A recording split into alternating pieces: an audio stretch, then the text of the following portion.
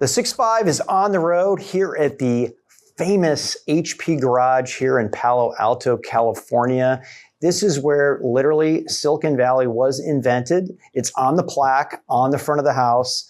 It has been verified. It is super exciting though. It's the same day as HP Imagine 2024, Dan. Ton of innovation happening.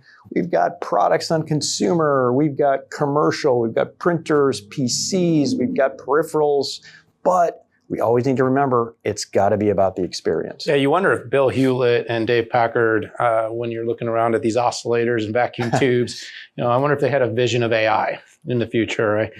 These were people, they were pioneers that really set the tone. They set the pace of innovation here. And they really did make this the epicenter of the technology universe. So it's great to be here. And yes, Pat, in the end, we built all of this technology to deliver experiences that drove productivity, that changed businesses, and of course, made all of our lives better. No, it was. And, as I said earlier, it's not just about the product. It's about experiences, and that is the new bar now. And you can deliver those with holistic products and solutions, but there is a services layer to this. And I can't think of a better person to talk about this. Dave Shull, welcome back to the 6.5. I'm delighted to be here, guys. It's great. I mean, talk about this environment, right? My dad was an electrical engineer, and I remember going out and throwing the soldering iron and using that. I mean, this is phenomenal. I know. Yeah, it's really a special thing. Yeah, it's really cool, Pat. We talk about how people always talk about starting something in their garage. This was legit. This is what actually starting something in the garage. I mean, you're talking barn doors. I don't even think there were cars. I mean, maybe there were. Yeah. I'm just kidding. There were cars, but not the kind that we think of, at least most of the time. But hey, good to see you again. You've been on with us many times before, Dave, and we always appreciate having you here. What's new? What's new in your world? What's new in your business line these days? I think the world has gotten, believe it or not, even more complex, right? Who would have thought that, right? And so whether it's hybrid or AI kind of changing all the demands for our customers, but it's exciting, right? They're saying, okay, help me, right? Help me figure out new ways of managing this stuff and help me figure out new ways of getting insights. Are my employees engaged or not? Is the experience good or not? And so it's exciting times. Yeah, so Dave, you're in the business of solving problems, problems that the products don't magically, fix on their own. What are you hearing from your customers? What are they telling you? Maybe talk about some of their biggest problems. Maybe talk about some new challenges that they're having. So I was in Madrid recently. We had a customer advisory board, and talking to the customers, they're saying, can you fix simple stuff like the cables being unplugged in a conference room, right? And in 2024, you would think we would have figured that out, but we really have to monitor with telemetry every aspect of what's going on in that conference room. And so they just want the experience to be seamless, friction-free. And the reason why they care so much is because that employee engagement, that employee fulfillment is driving attrition, it's driving productivity, right? And so it's a huge issue for them. The basics, just make the basics work and make it monitored on a global basis so that everything is seamless across the board. I love that, the basics, not, something, help me with this AI stuff now. It's like, can we just get the basics done first? And AI actually changes the way you interact with the basics, right? That's the beauty, is I can now use Gen AI to kind of query, hey, what's going on in Germany, right? Or what's going on in Japan? And that makes it easier for that IT manager. But the problems that you're solving are as fundamental as the things that we see in this garage, right? It's plugging stuff in, it's making the signal come out and making the signal sing. I love it. Yeah, it's very interesting. We saw this sort of semantic layer coming, right? The way we search.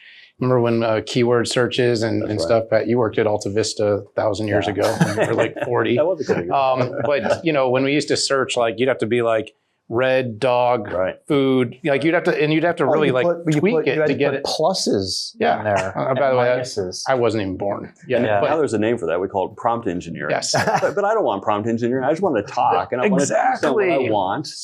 And that's where we're heading, right, Dave? I mean, we are really heading to this kind of semantic era though, where whether you're trying to run your IT systems, whether you're trying to build a company and develop a business, where you want to sort of have this very natural interaction with the machine. Yeah. That's what I think HP Workforce Solutions and what you're focused on is really all about. So what did you announce here at HP Imagine? How are you helping people stop putting weird pluses and struggling with search and having a much more natural interaction with their technology? So we had three big announcements. The first one is taking Workforce Experience Platform, which we've talked about in the past, and saying, okay, we ran it through beta. And beta for us was a pretty good sized beta. It was 270,000 different people, right, that were kind of using it and saying, okay, now we're ready to roll it out to more customers. We're going to open up the beta to everyone in North America. We're going to add print capabilities and start to combine the insights that you get from a PC with a printer and collaboration. So we're on what I think is a very exciting path with AI around that.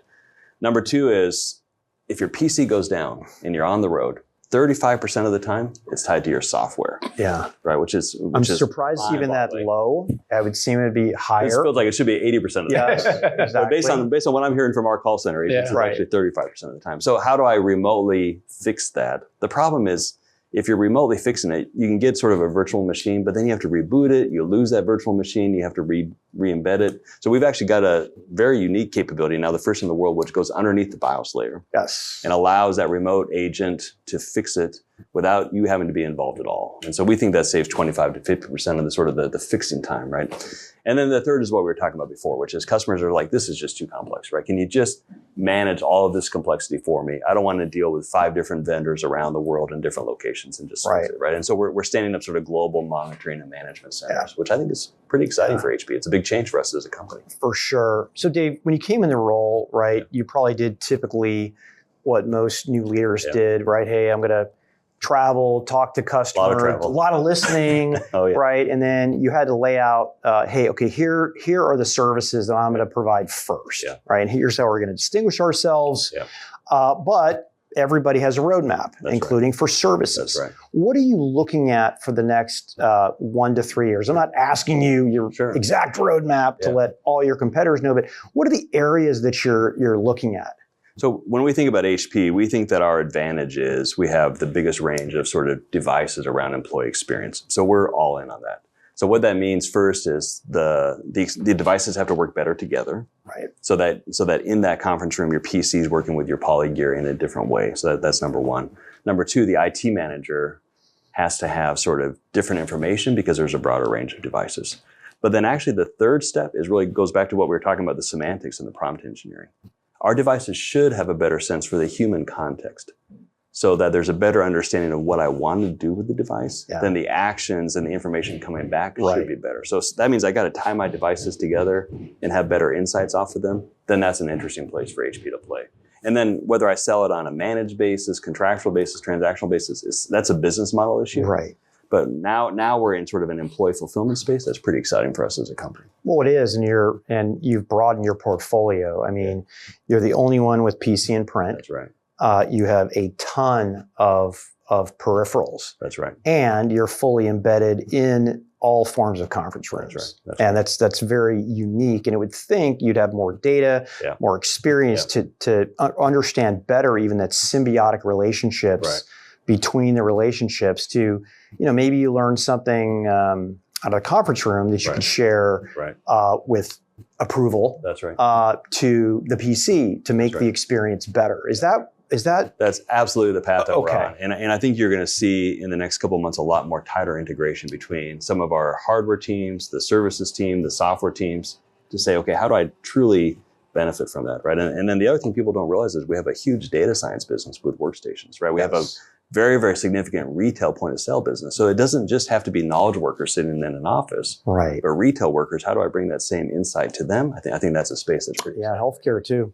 Yeah, and to gain that telemetry successfully, you're going to need to take so much of the personal use data, find a way to anonymize it, understand behaviors, that's right, to create things that can be productized. That's right. Then you also have to do it at the individual level, personalize it, figure out a way to safely and secure. Because I'm thinking about things like that are super high value to us. Like, for instance, it looks at your schedule, knows where you're going, and as soon as you open up a map app, it starts to say, "Do you want to go there?" Or even just knowing my behavior. On the weekends, it knows that around 9 a.m. every Saturday I go to the gym. Yeah. Phone literally just tells me, like, it alerts me, like, you want to go? Like, yes, like, you get me. That's the kind of thing that we want at work. We want to know that this email came in. Who do we need to loop into this to this project right now? And then, of course, how do you take and create this really exciting fabric of all this data? Dave, you've always been a culture guy. I remember speaking to you for years since you were CEO of Poly. Right.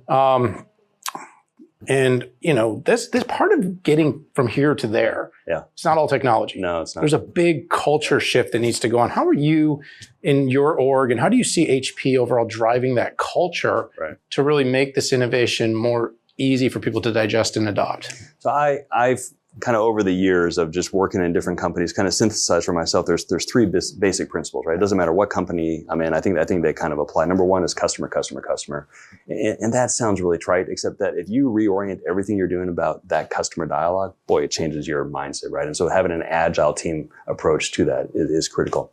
Number two is I tell the team speed does matter in business, right? And just have a ruthless willingness to have a speed approach goes so far, right? And that means, therefore, I'm willing for you to take risks and fail and try something new because you're going to get it wrong, especially when we're inventing new business. Exactly. Right? Yeah. But three, of course, I expect you to own it, right? I expect you to really act as if this is your business, and so you understand every aspect of it, right? And so I think you put those three things together, the team dynamic starts to speed up, and you really see some pretty cool. Yeah. If I look at the different, I've worked in big business for over 20 years. Yeah. And then I decided my own business, smaller, was probably better. But I love those characteristics of culture, especially the permission to fail. That's right. Yeah. You know what I'm saying? And that's something that holds large companies back. That's right. So much. Right. And sometimes big companies do get confused on precision versus speed. And there is nothing.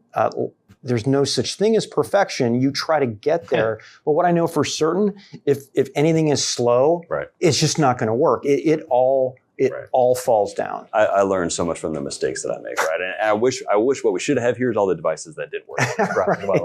I'm pretty sure we have the ones that did work, but there's tons of them that didn't work. And highlighting that, well, you learn a lot from that, but you just move quickly. Totally. We could do the 6-5 graveyard, where we just do a show. We pull out all the failed ideas, the outtake. Yeah. I mean, I love that too. I think the fail fast, fail forward, as long as it comes with that caveat of we don't encourage failure, but we encourage that when we fail, we learn quick and we move and we go. That's right.